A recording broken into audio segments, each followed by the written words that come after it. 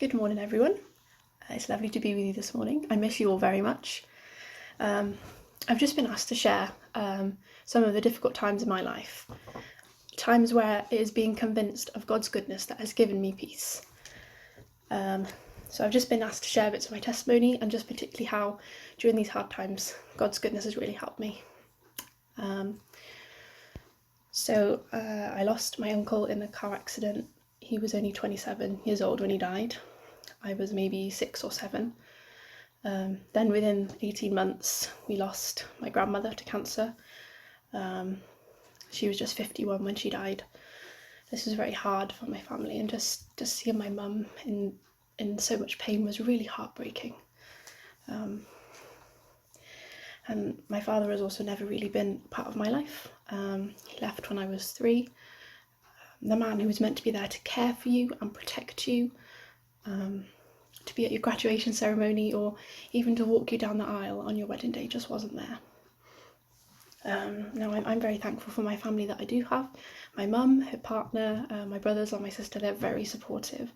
But going through these difficult times and losing family members, before I was saved, I just remember questioning why me? Why did our family have to suffer so much? Who was in control of this, of all of this going on? So just to give you a bit of background to how I was saved, I grew up in a non-Christian home, and I came to know God through the youth clubs on a Friday that we run as a church, and I was saved probably around 12, and then started coming to church after that. But from what I can remember, I just remember being truly overwhelmed by Jesus, that God in his goodness sent his only perfect son to die for my sins. This just completely amazed me. And I'm reminded of the well-known verse in 1 John 4 verse 9, which reads, "This is how God showed his love among us. He sent his own one and only son into the world that we might live through him."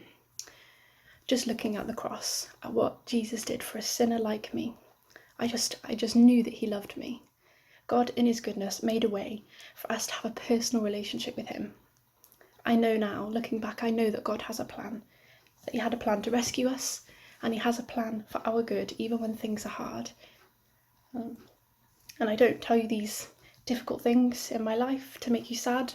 I'm very sorry if you are sad. I tell you this because I want to encourage you that even in the difficult times of our life, we can say with 100% confidence that God is still so good. Despite not having an earthly father, I know I have a perfect heavenly Father who is good and kind and loving, and he loves me. He loves me. He's always there, and he always cares, and he always listens.